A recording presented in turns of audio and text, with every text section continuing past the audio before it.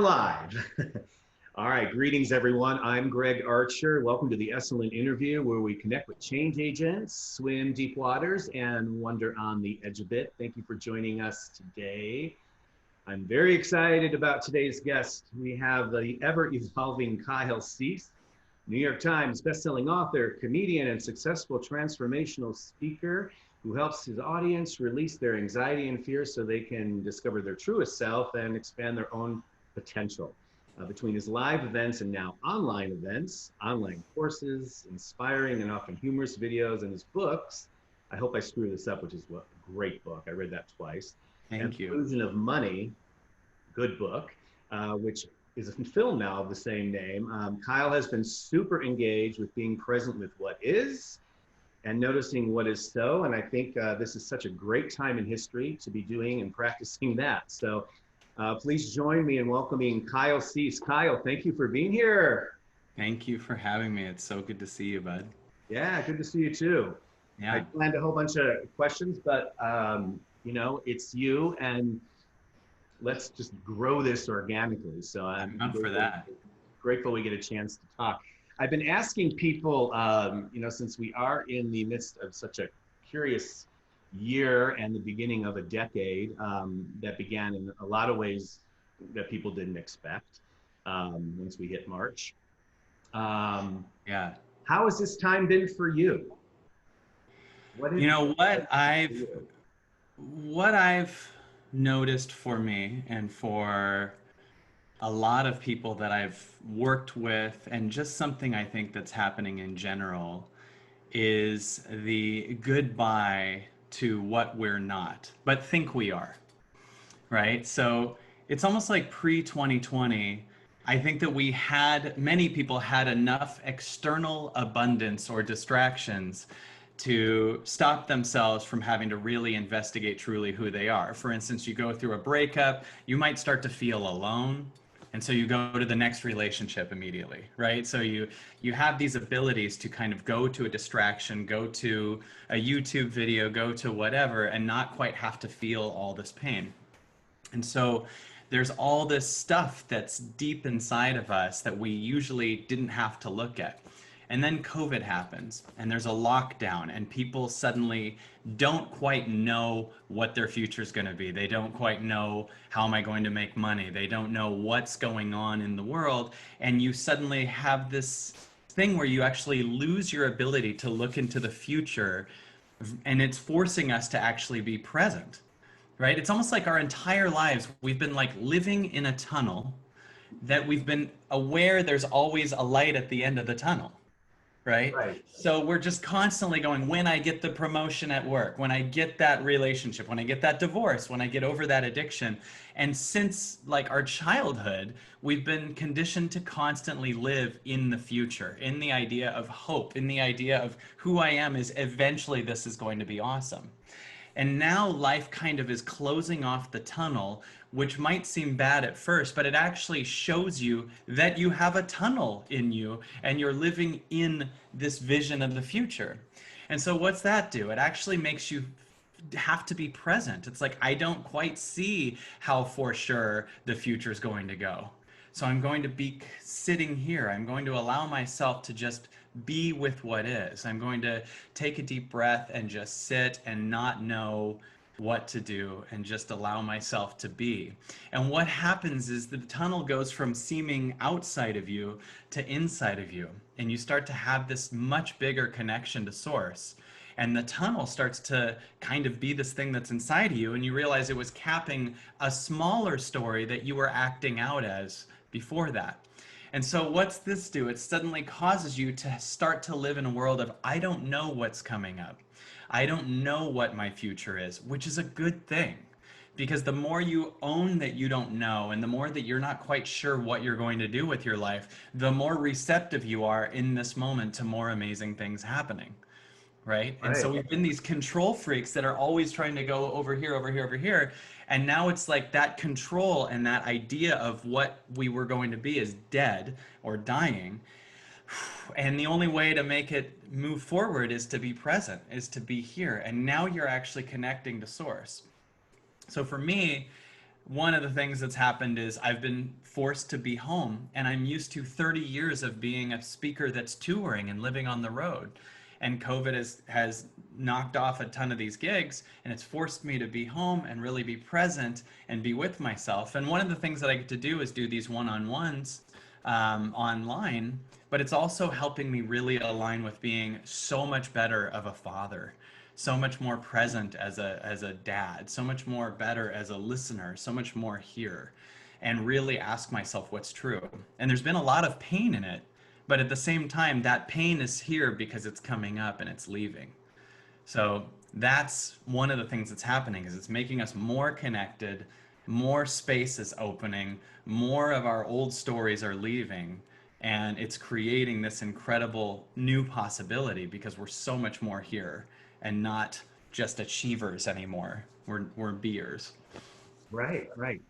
A lot of people I've spoken with have been expressing a sense of discomfort. I'm noticing eagerness, anxiety. I mean, I get why we want to flee away from that feeling. Um, but what have you found as being a gift in sort of staying with those feelings? Yeah. Well, what is that? It's almost like we've lived on a high trying to avoid the low. Like, I don't think that we're actually happy when we get something like a relationship. I don't think that we're naturally just happy because we think that adds to our life. It's that it's covering up our fear of being alone, right? Like, oh, I got a job covers up my fear of being broke or not enough, because like you might have had a parent that said who you are is how much money you make, right? So all these things that we thought we were are being killed off, right? And so instead of life being about high so you can avoid the low, life is suddenly about here. So it's much more about hearer over higher. Does that make sense? Like, life is trying to get us more here than high. And I used to speak about, living in the high vibration and moving towards your highest calling and avoiding the low vibration. But there's also a hearer vibration. There's also me now. And this me now can't see all the what do I do, which is great because it's just what am I, right? Right. What am I? Yeah. Being with what is within yourself. Is there, I don't know. Do you think there is an overarching lesson that this time is attempting to teach us? Is it to, well, hello, folks, sit still, be present? I mean, is that it? To be still more, be present? Well, you'll notice that unless if you're not present, the only choice you have is to be in a war with what is. Or you'll notice that people right now are louder and louder and louder if they're in a place of the ego. They're really, really trying to fight for their side. And you might notice that sides are very, black and white extreme right now. Like, arguments are one way or another and they're loud, and there's kind of not this middle that's exploring these different points. And I think that our egos are getting louder and louder. And I think that the reason they are is because when our addictions and our little distractions are pulled from us, you're down to trauma that you felt when you were a kid, right? Like, the first time the ego, I think, really gets active is if you are 5 years old and you get yelled at, or you have a parent say you're not enough, or you feel abandoned. Then life is, I got to do everything I can to not feel that. Right. Right, And right. and I think there are businesses that are built out of a fear of being, bullied in high school again. I think that there are a lot of things we do so we don't have to feel that thing. And one thing I notice with almost everyone I'm working with right now is their biggest fear is finally being realized, which is the greatest thing, because now you don't have to spend your life worrying about that anymore. Right? Right. Like Yeah. like the Right, like how many people built a business out of a diehard fear of being broke, and how many people had an association to that brokenness, right? My dad says I'm worthless if I don't have money, right? Or whatever the training is. Well, what happens if you finally can get broke now? Have that fear realized, have your biggest pain realized, have your thing seen here, and then you don't have to worry about it anymore, right? Like, you're free because now you're not spending every waking moment going, don't go broke, don't go broke. Then you finally go broke and it's like, what could I do now? So I'm seeing a lot of people's biggest fears finally being realized. And then they discover, oh, I didn't die when that happened. Now I can really kick ass. So I think that's one of the things that's being exposed too. Just the biggest thing we've ever been worried about is out, you know? Right.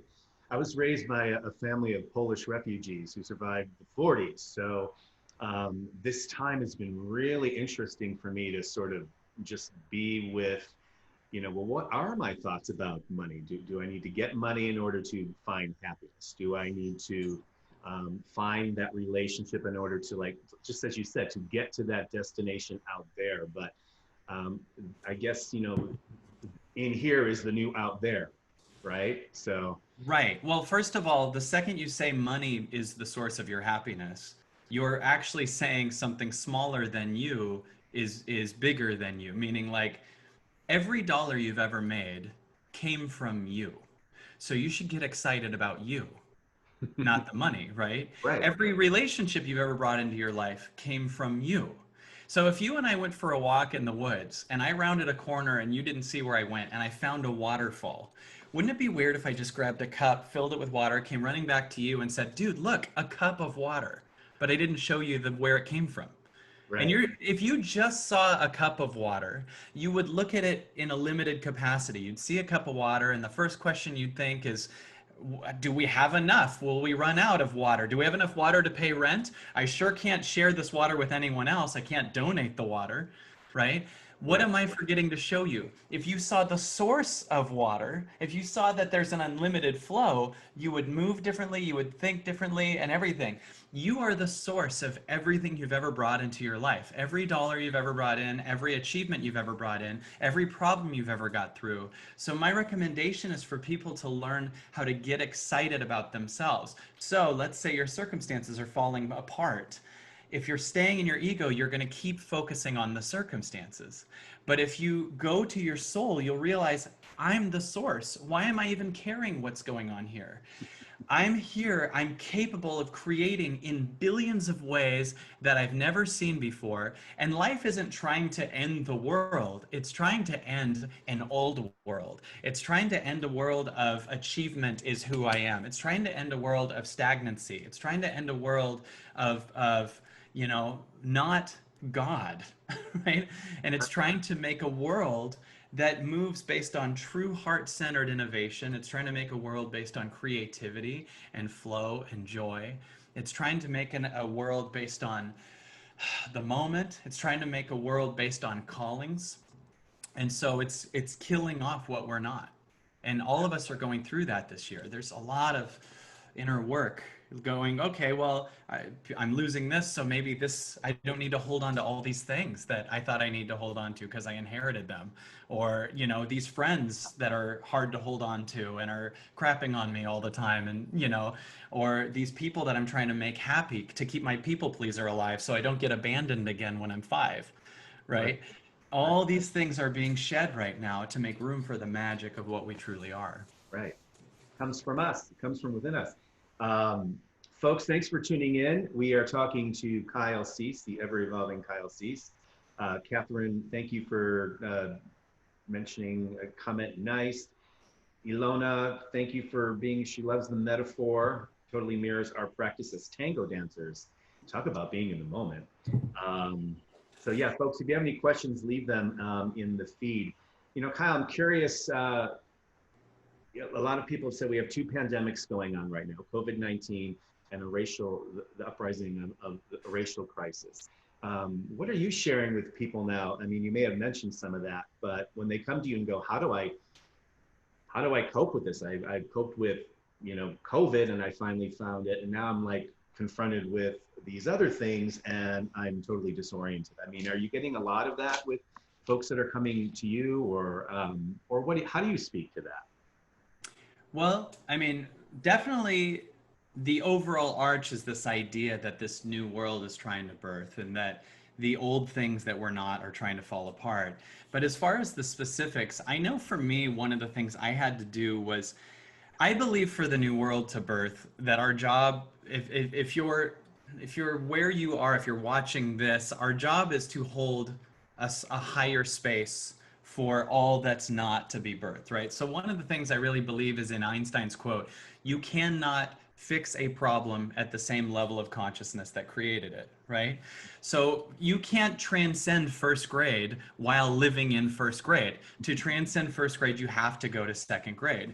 So at first, a lot of this year, as different things happened and racial tensions were, skyrocketing, and the George Floyd, atrocity happened.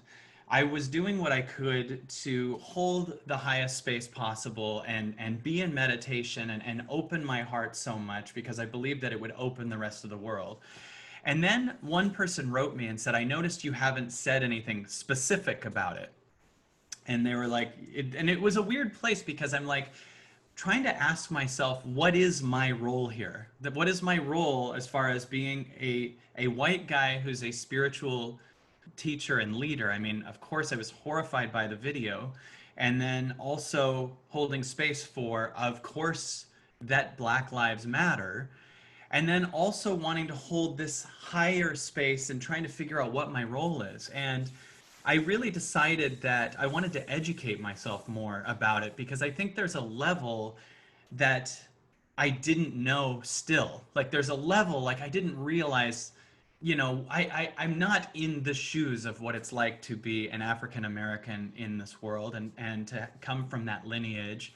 And I just thought to myself, I'm here to know more versus to say more, right? And so I brought on recently on a show, which is going to be airing very soon, my friend Anasa Troutman, who is an incredible, who's an incredible woman and is so passionate about, civil rights and for African Americans to be seen in what they've been going through that hasn't been seen. And I felt my role was really to learn. And one of the things I noticed is that if you have had a lot of abundance and you've had it be easy to become successful, there can actually feel like a threat if the world's changing. If you're sitting there thinking, I'm someone who's created this empire, I have this money or whatever. And one of the things I realized, it actually would be expansive for me to listen more, to open my heart and go, actually, it would bring more joy and fulfillment and success to the world for me to step back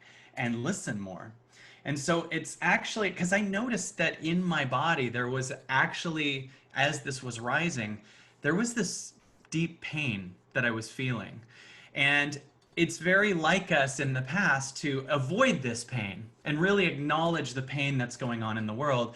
And if you're able to, keep chasing success, keep chasing viral videos, keep chasing achievement, keep chasing the right relationship, so you don't have to feel this pain. Because if anyone on this planet, or any animal on this planet or tree on this planet is hurting, we might be suffering and not knowing it. We might be all suffering collectively and not knowing it because we're not all moving from a state that's connected. And if someone is suffering, we're suffering, even if we think we have enough abundance to avoid that suffering. So I'm holding this massive space for the opening of that's not seen. And I'm holding this big place of going, wow, like I'm seeing this uprising happening in all these different ways, and these are all the things that were in the underbelly of the planet. And I actually see me trying to chase more direct success is my avoidance of this. And so for the next level of the next world, it's much more exciting for me to open my heart to more than just the ideas of success. And I don't know if that makes sense, but it was like, Oh, yeah. and so it actually feels in some ways like a fall apart of the part of me that was on this kind of comedy stage pedestal and that I did these things. And it was just like, let that fall apart. And this is so bizarre to say, but what I found is a way to do that is to do things that I don't see give me a measurable result. This is so weird, but for instance, the amount of things we do just because we have a guarantee of we'll get something, right? Like, okay, I'll work because I see that I'll get a check. Okay, I'll even go on YouTube all day because I see that I'll get a buzz. I'll drink because I see that I'll get high. When it comes to something like, for me, this is so dumb, but it's so big. Like drawing, or right now I'm just coloring really complicated things for like 3 to 4 hours at a time right now, I'm noticing the part of me that can measure what I get from it dissolving. And what happens is I'm connecting to the moment so much more.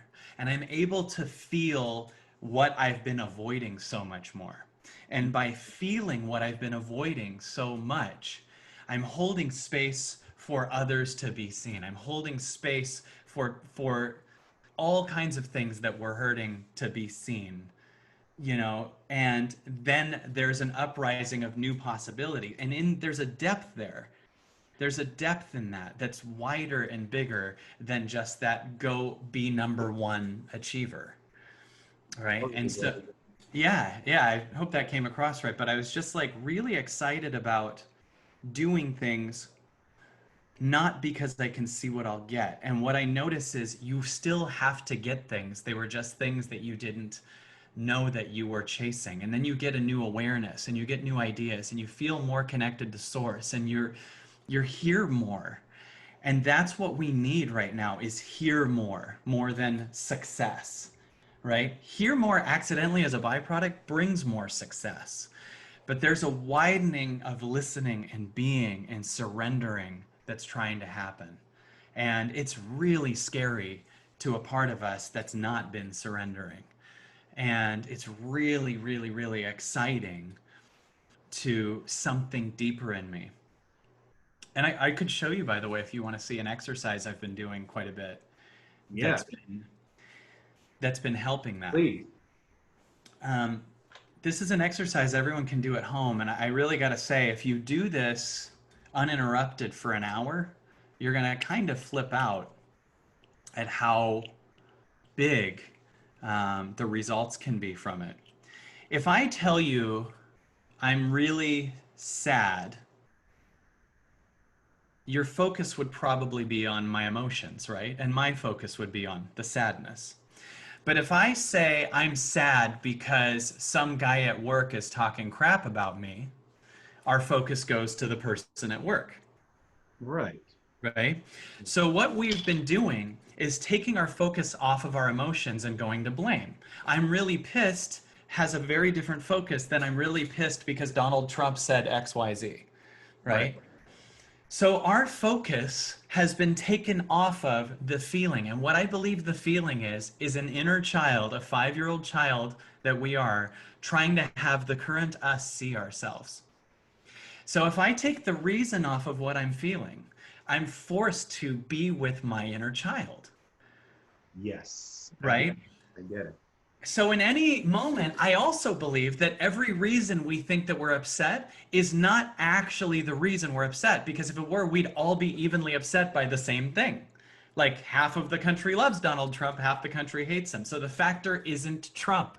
The factor is you, right? And for some people, Donald Trump equals this success for some people and this new way of moving, and other people, he equals my dad who was a narcissist and I don't feel heard, right? So the thing that we think is bothering us, I find, isn't what's bothering us. It's triggering things from our childhood.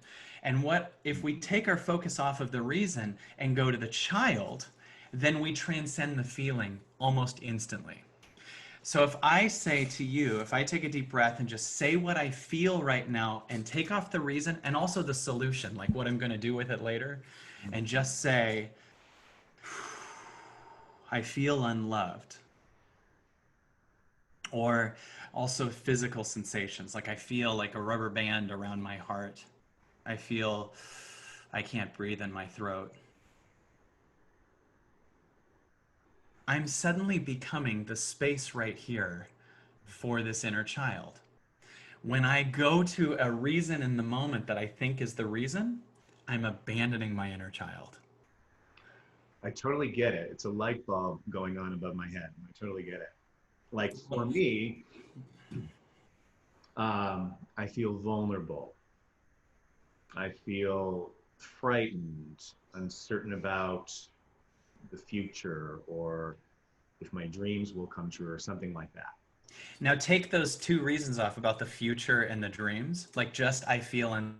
uncertain because you're only this second, right? So if you look at you through God's eyes, it doesn't even know there is a future. It just says you feel uncertain. Right. Now, take a deep breath and hold space for an inner child that says, I feel uncertain. So if I ask you what you feel, what are the feelings you'd say, I feel uncertain? Fear. Yeah, I feel scared. Feel scared. Now, by not having a reason, do you notice that it starts to be more like a passing cloud? Because you're not judging it. It's fine that you feel scared or nervous or incomplete or not enough, right? Right. So there's a difference between I feel scared and I always feel scared, or I know why it's because of this, or I won't feel scared next week. Those are all ways to deny this feeling that's here. It's a fact that you feel frightened right now. Yes. Yeah.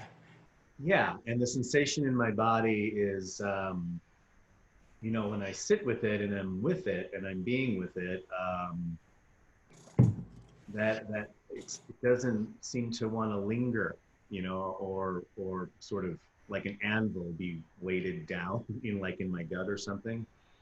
Like you mentioned, the cloud floating by. It seems, and now I in this moment I feel curious and excited and grateful. And what did that take? 10 seconds? Yeah. Now, if you do what we did before 2020, which is you have a moment of fear come up that's so quick, and then you go right to Facebook, you go right to YouTube, you go right to Instagram, you go right to complaining about someone else, you go right to work, you go right to overeating, you go right to whatever, you don't have to feel that.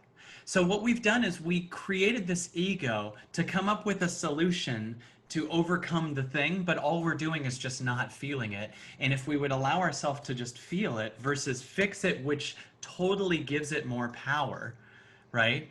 Like you're acknowledging it as something bigger than you the second you try to find a solution to it, Yes. Yeah. right? Exactly. And if we right now would just allow ourselves to say, I feel sad, I feel scared, I feel lonely. I'm sure a lot of people right now feel lonely. I feel separate just because of the quarantine. Hmm. I feel stuck. And let that be, and or positive feelings. I feel excited. You will discover within 10 minutes, you will start to feel oneness because something beyond the story of you is seeing it now. And you're starting to look at you through God's eyes or the moment's eyes or source's eyes over looking at you through your egoic story's eyes. Yes. So let's try it for a couple minutes. You'll flip at this. This is really crazy. Okay. So Great. if you want to. Absolutely. Okay, so if I take a breath and I go, I feel unloved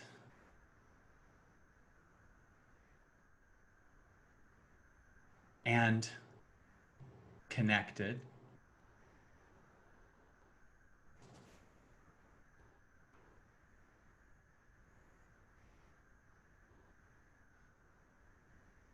And an ache in my heart. And oneness, like through the walls. Now you say what you feel.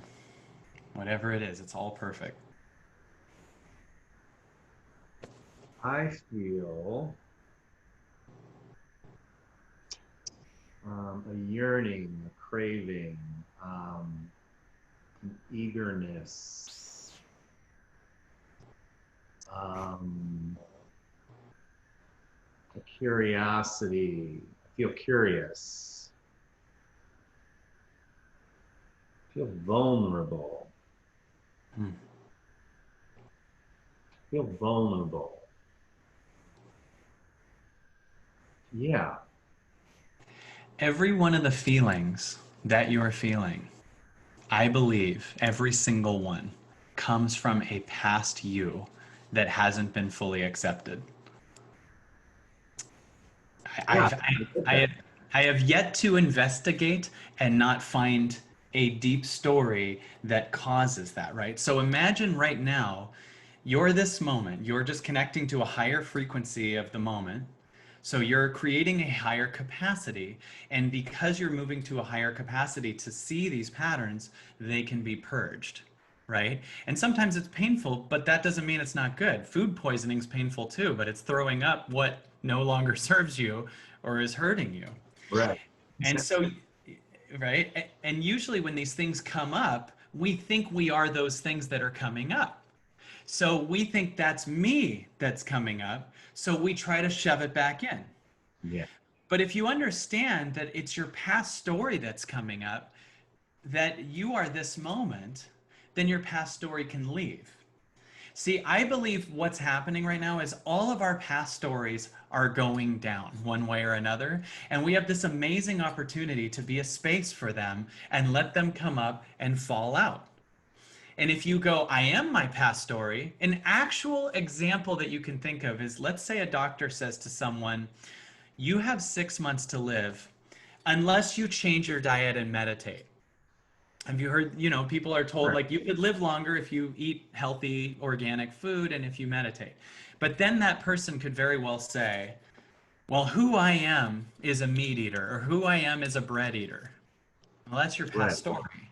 Now your past story is literally going to take you down unless you go to being this moment and understanding that's a story and there is no I am XYZ. You're just I am. You're just this moment. And you can transcend every old story that I am a victim, that I am an achiever, that I am, a person who makes this much a year, right? Mm-hmm.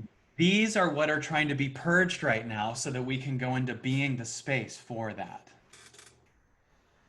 Right? And so if you do that exercise, I'm sorry, if you do that exercise an hour a day, right? I'm now doing that. I wake up 7 a.m. for an hour.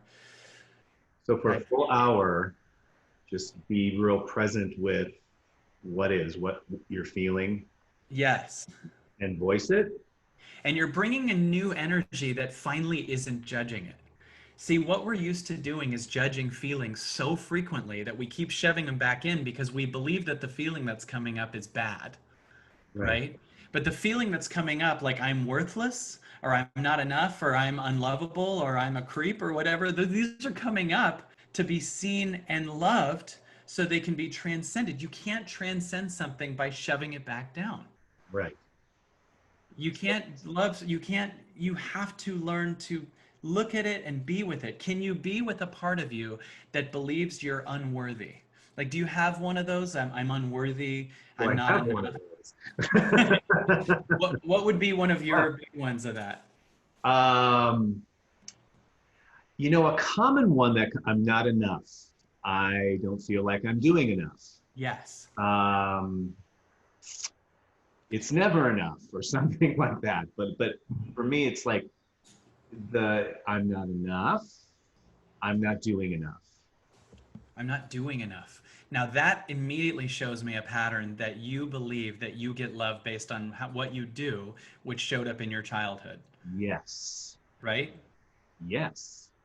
Because you could have had parents that said you're enough no matter what. If you had two Mr. Rogers for parents, you Right. you only know that you're enough, right? But if you had a dad, for instance, that's taught you based on his childhood, growing up in closer to the Great Depression and stuff, that what you are is what you do, right? Mhm. Then you will unconsciously believe you're not enough. Now, this is a sign that it's not you that actually believes the not enough lie. It's a pattern. It's you at, right? Right. Everything. So what was this saying? Everything alive sort of wants to live. So it's sort of like this thing within me that's Right. trying to get my attention. Right. So, yes. And so, what we do in our ego is when we feel I'm not enough, is we try to create enoughness to disprove that. So, and that would be like if my daughter said to me, I'm not beautiful. I'm scared I'm not beautiful. And I'm like, well, let's get you made up and get you in a beauty pageant so we can prove you are. That's how we're moving as human beings. We're totally abusive to our 5-year-old children. What does your true inner child need? If you hear a pattern coming up, it's just a pattern coming up. It says, I'm not enough. I'm not lovable. What does that pattern need from you right now? Well, space it comes up for me, time to be heard, love, attention, love.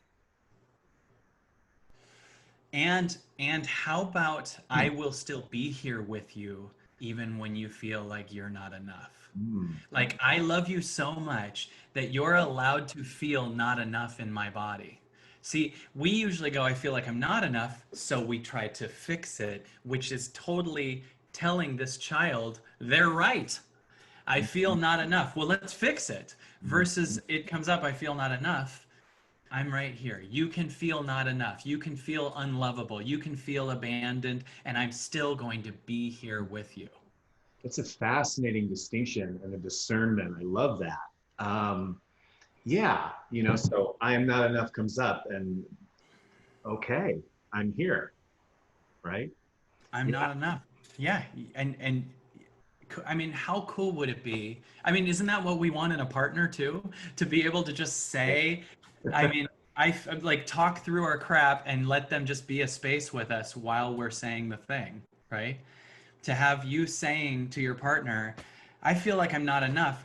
There's one level where it would be horrible if they're like, yeah, you're not enough. A second level that I think isn't great is them being like, you're totally enough. A third level that'd be amazing is I hear that you feel that way, because that helps the pain leave, Mm. right? Right, Have you right. ever said I feel like you don't love me, and they go, I totally love you. I loved you the other day. Yes, right, Right? Versus hearing this feeling that's here right now. That's different, right? right. Totally different. That's beautiful. And so for an hour each day, you engage in that, you participate in that. That's for those who are tuning in. That's a great opportunity. Um, yeah, yeah, We with a lot of people I do one-on-ones with right now, I find that if we start with that or we do that pretty quickly, the entire one-on-one is different, right? Because there's all these questions they had from the trapped ego that they didn't acknowledge was yeah. feeling not enough, right? So they could start the call with, I'm really mad because this business partner, I'm really upset because XYZ. And you're like, oh, the business partner has nothing to do with this. The circumstance has nothing to do with this. You going broke has nothing to do with this. Mm-hmm. You feel unloved. Let's get to this core thing. And within 10 minutes, they're crying because it's not about this. It's this brings up my dad doesn't my dad thinks I'm not enough. I'm unloved by people I thought were unconditionally loving when I was a kid. Mm-hmm. And what you're doing right now is finally being the unconditional love right now and the parent that you've always wanted for the 5-year-old you. Yeah, when you're talking about this, it sort of reminds me, um, we're all responsible for our ourselves and our own events and conditions, or something like that. I think was the phrase. I read this book a long time ago. It was called, it's the quirkiest title, Advice to a Young Wife from an Old Mistress, of all the things, called by Michael Drury, a woman named Michael.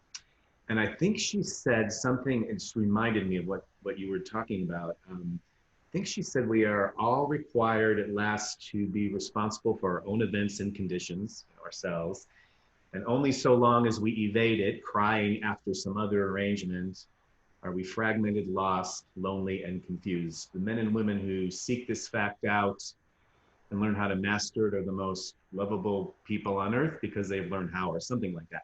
But it was all about being with yourself pretty much over and over and over and Yeah. over. Yeah. It's really interesting because we live in a world that doesn't want you to know about yourself. It wants you to think you're not enough and you need to constantly be striving, and that's a great way to control people. You Yeah. know, if you have people constantly going to school and only learning about authority and listen to the bell and go to the next class, and we don't for 12 years, there's a lot of great things about education, but if it's like we don't for 12 years show you the essence of what you are or teach you that you are everything or even anything, then you will be stripped through a lot of conditioning from your truth and the highest level of what you are. And you know, we know some people know if I go to the gym for 100 days in a row, I'm going to be healthy. And I'm like, what would happen if you meditated 100 days in a row? What would happen if you listened to your inner child? What would happen if you keep making your connection to that child and you first? You will discover that your triggers will be seen. So once they're seen, you're not triggered by other people the same way, right? Because you're there with your kid, so no one can control it, right? You also can hold space for other people in their triggers, so that transcends it because their triggers aren't triggering you, so you're holding a higher space now of love, so that transcends theirs really quickly. I mean, there's a big difference between someone going, you doing this, and you're like, no, I didn't, and going, I hear that you feel that way, I love you. And it's just like done, right? The only way we are transcending this is through love. And what's crazy about this time is if you don't do that, life is just getting too chaotic. It's like making it so we have to go in. It's like going to be a giant all-out war with ourselves via other people. Hmm. Right. That's what the war is. It's my war with myself through other people, Right. right?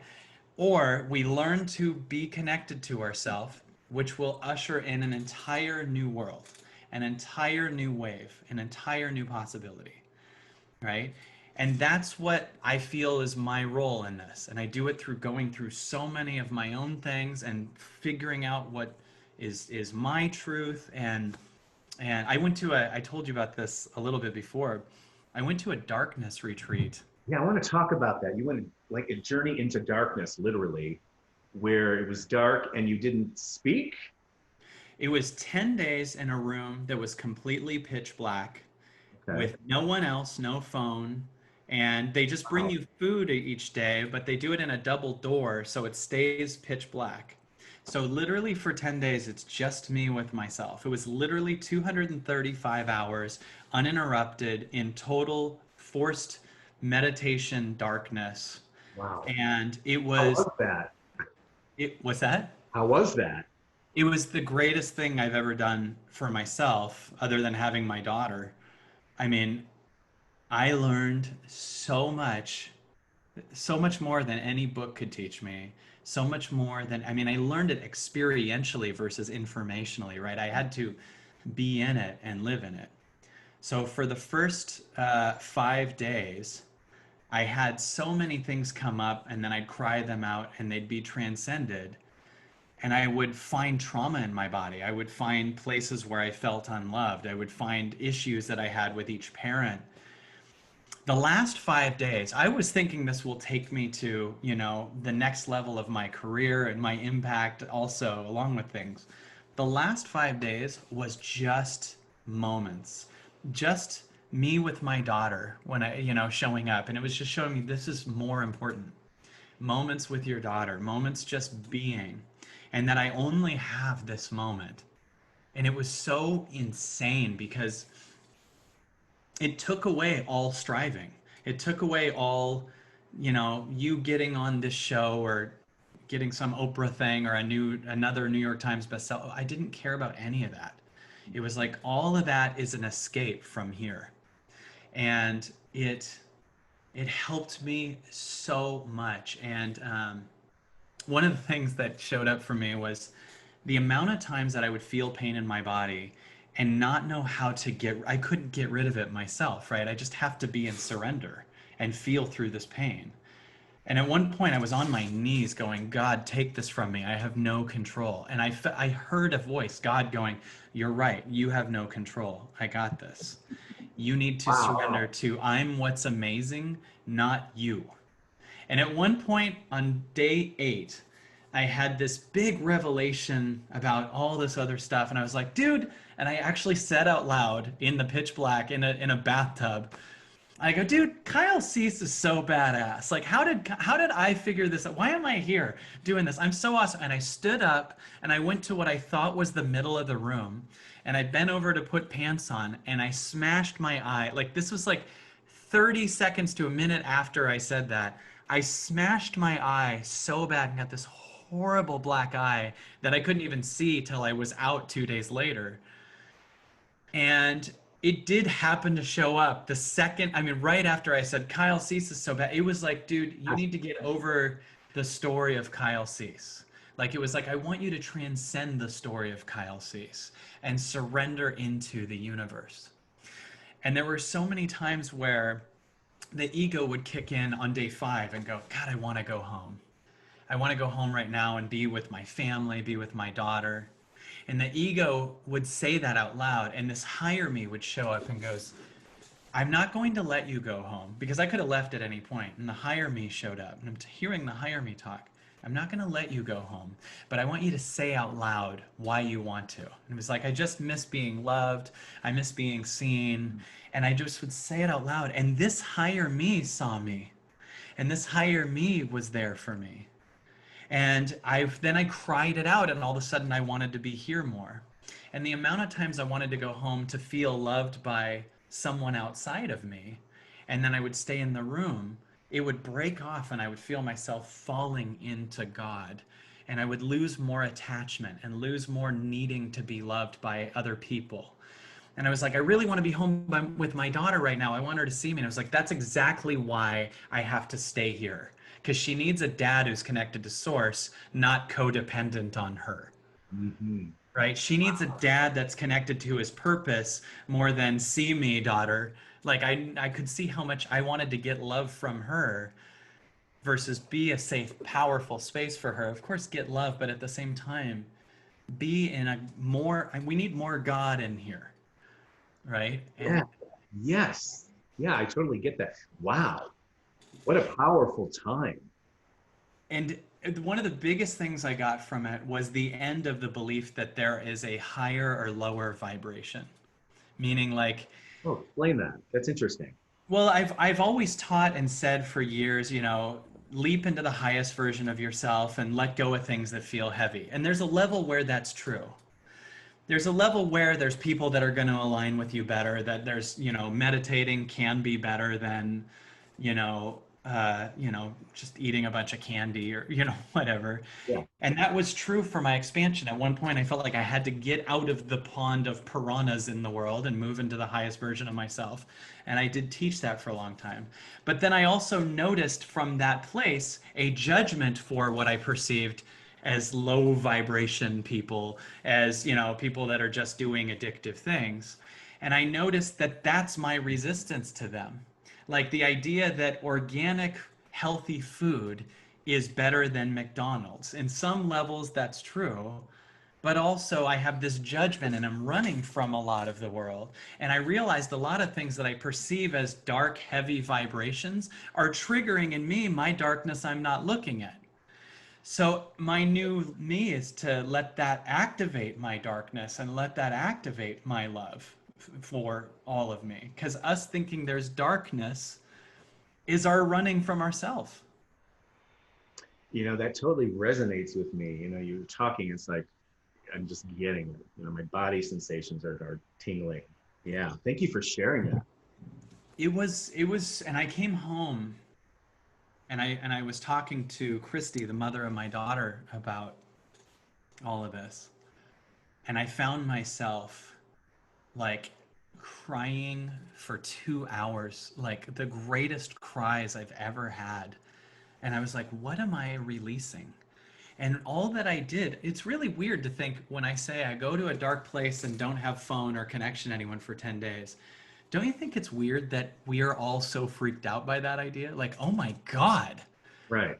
Like that's worse than saying I went into a war zone.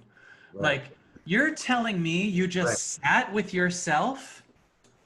Yeah. That's the fact that that's horrifying is something we need to investigate on its own, because it shouldn't be scary to be with yourself. Exactly. Right. It's Right. the fact that that is like the amount of people that say that's the scariest thing. dude, you're saying I'm scared of what's in my own body. So what we're really saying is I'm on this planet to avoid all of me. And I found that by being willing to, it showed, dude, it showed me inside. I saw a ton of skeletons and snakes and fire and darkness and all kinds of stuff. But I just said, I embrace you. I love you. And it would dissolve. And I swear I felt like I had so many moments where I felt like I could see through the walls at the end. And I felt this oneness that was much bigger than the story of Kyle.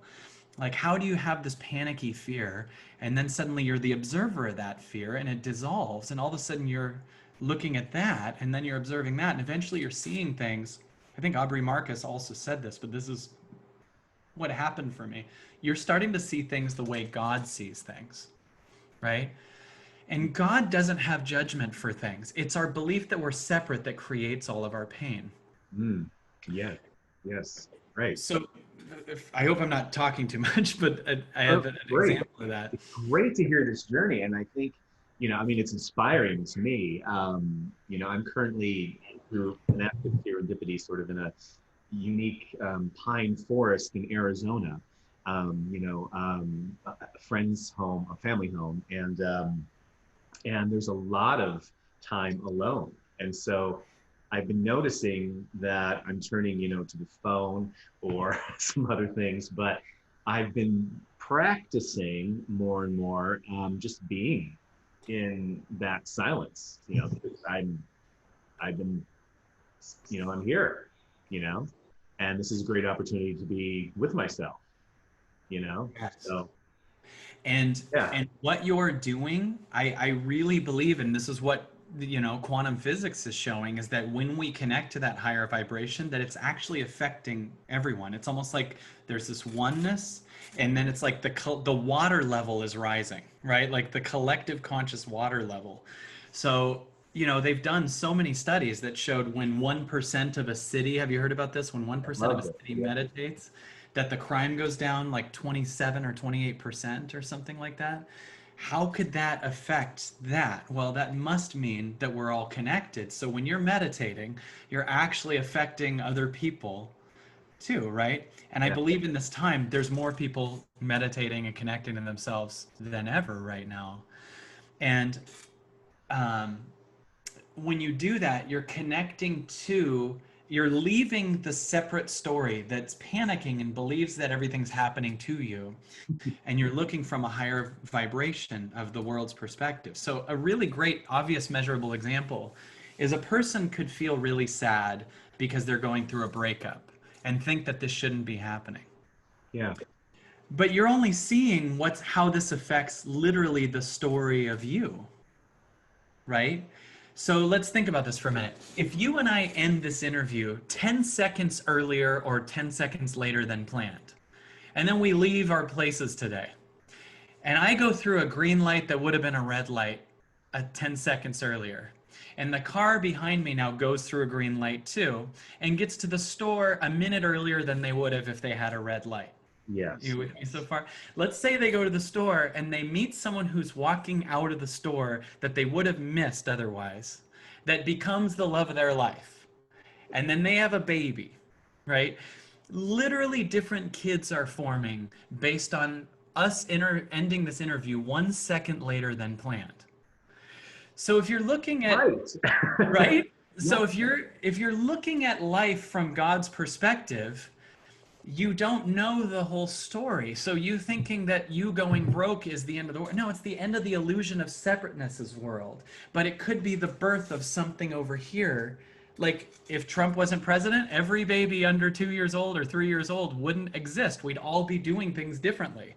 So so true. every, right? Everything is affecting everything. So when you look from God's eyes, you understand, you don't know the whole thing. So you can't act like your thing is good or bad. It's just to the small story of separateness. Yeah. Wow. Thank you for sharing that. A few people mentioned Victoria, thank you. Tamara, thank you for saying great conversation. Um, well, a few more questions for you. as we move through this wonderful Thursday. It's such a pleasure to connect with you. Um, So good to see you. yeah, great to be in this moment with you. Yeah. What brings you a real sense of wonder and awe? That's a kind of Esalen question. At Esalen, we encourage people to experience that awe by the land and everything. But what brings you a sense of wonder and awe? It's so cliche, but really, so I guess two things. One is this moment, right? You can't get more than this moment. No matter how much money you put in the bank, no matter how good the relationship is, you what those things do is they give you permission to access the moment, and you can cut out the middleman and just access it, right? Like people say, when I finally get enough money, I'll be happy. So they get enough money and then they go, okay, I just lost my life. I hope that's okay. Totally okay. It's Okay. what's Yeah. supposed to happen. Yeah. I'm like, I'm sorry. Meanwhile, new kids are being born because of the light going out. Um, so the moment is it, right? And one of the things I really believe we're just here to do is see everything, not do everything. And the more we see everything, like you just seeing the inner child that's hurting, or us just seeing the beauty of all of space, or us just looking at a tree or connecting to an ocean, just see and not do. That's all life is. So to me, that's wonderment right there. It's like, oh my God. Like when you really pay attention to the now, there's so much going on. When you undo your doer, you start to see there is so much here. You're an antenna and you're picking up so much more, right? And I gotta say, I'm going through kind of a reverse midlife crisis right now. Meaning like Okay. well, like a lot of people have that thing where they go, I turn 40 or 50 or whatever, and then I go, I should have been a rock star. And then you get the story of like, I want to leave the family and get that sports car, that cliche thing, and marry a woman in her 20s and be a rock star. Well, I'm going through the opposite where I got to be a comic and a speaker and do radio and write books for 30 years. And I'm 42 and I have a daughter, and like I'm like the opposite. Like I want a van, I want a caravan. I want to just I'm so blown away by moments with her. And my favorite thing, like I someone recognized me the other day and they said, "What's the next thing you're working on?" And I literally said, "I'm doing coloring books right now." Like I'm coloring cats and sitting with my daughter, and I just built a playground in the backyard for her, or parts of a playground, and just watching her swing. And this is new for me. And I know there's probably people with older kids that are like, yeah, it's a thing. But for me, I've never had this. And in the last few months, COVID has really forced me to see how special it is and not live in this egoic pattern that's just continually chasing. And it's the greatest gift. You know, one of the things I saw in the dark retreat was a pattern of me as a child trying to get my dad's attention and him spacing out a lot because he was working a ton. And then it flashed to my daughter trying to tell me something and me looking at my phone and not hearing her. Hmm.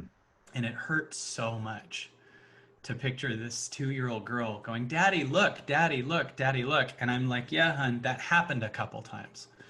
And it was a haunting feeling. And since then, the amount of times that I'm with her and the phone is in a drawer, you know, like going on trips with her and not even bringing the phone is like, it's so different. And I'm so much more here. And I want my daughter to not say, he sure did buy me a bunch of stuff. I want her to say he spent a lot of time with me. So, so Right. it's her right now. That's my growth. That's my edge. Right. That's beautiful. I was going to ask you what's the most interesting thing you've been learning about yourself lately. You may have just answered that, but is there anything that you didn't share? What is the most interesting thing you're learning about yourself lately? I think one thing is that, and I offer this for everyone to remember, is that I'm always, always, always evolving. Meaning, like, one of the things we do is we take a circumstance and say that's who we are, and we forget that we're always evolving people, whether it's a negative or a positive circumstance. Don't trick yourself into saying that's who you are. And don't put other people into saying that's who they are, like to your spouse or your partner. Yeah, last year you XYZ. Well, they're also an infinite changing possibility that can learn and grow and be different. And so I've undone myself from the I am and followed it with I'm a speaker, I'm an author, I'm a dad even, and I'm just like I am just infinite possibility and change. And just being in that language keeps me open so much more to a universal unfolding that's so much bigger than anything I've ever known. So that I just want to offer everyone to know that you can transcend your judgment of your old stories and really appreciate your old stories. And by appreciating them, this is weird, but this came up last night on one of my calls. You appreciate, like financially, like value wise, you're worth more Yes. by appreciating your old stories versus constantly judging them so you can stay the same. Judging them is your way of staying the same. Love your old stories so they can feel seen, forgiven, and transcended. And your entire life will open up. Mm. And so much more can come to you because of that. Absolutely love that. You appreciate. That's It's beautiful. it's so weird how many words accidentally also mean the other thing. Like when you Yeah. appreciate, you know, like I was saying when you go into this void in your body, the other day I was saying, versus avoiding it. And I was like, huh. Yeah. Yeah. Right. Right. Like, Oh my gosh. yeah. Kyle, thank you for sharing that. Thank you for sharing everything. Thank you for the work that you do in the world. Thank you for this time with us today. Folks, learn more about Kyle Cease at kylecease.com. That's CEASE.com. You can find more information about Kyle's books, his online workshops, and all sorts of wonderful insights. And stay in touch with us at esalen.org/learn. We have plenty of blogs and insights there as we move forward through the summer. Follow us on Instagram, Facebook, and Twitter. We'll keep everyone up to date on what's going on. Mhm. Kyle, thank you so much for Thank. being I'd here, love. being present with us, and for sharing all the things that you shared. It's quite inspiring. Thank you, man. I'd love to share one other thing we're doing, if you don't mind, Yes. if that's okay. So we do a thing called the Absolutely Everything Pass, which is our online membership pass that's incredibly affordable. It's $29 a month, and you can cancel it at any time.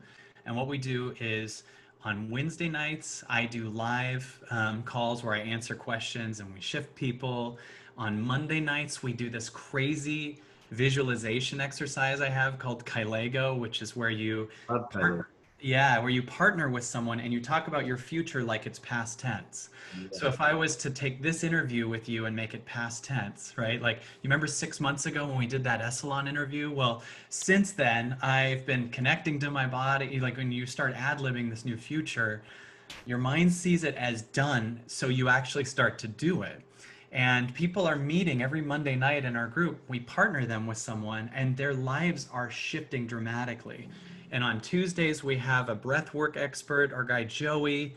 And it also is full of all kinds of my old content from tons of different events. And it pays for itself over and over and over and over. So if anyone's interested in that, check out on the Kyle Cease website the Absolutely Everything Pass. You can come in there, you can join on the Wednesday night calls, you can join on the Monday night Collego calls. It is so incredible. You have an amazing community of people who are supporting each other. It's such a good thing to have while you're going through the 2020 shift, you know? So, 2020 shift. Love that. yeah. Wow. Kyle, thank you so much. It's such a pleasure. And folks, stay tuned. We'll be back next week with some great guests. And look at our schedule. I just posted it earlier this morning. So, Kyle, thanks again for being with us. Greg, it's so good to see you again, man. You have a huge heart, and I was so excited when I saw the interview was with you. So thanks for having me. Absolutely. All right, folks, until next time, I'm Greg Archer. Have a beautiful day.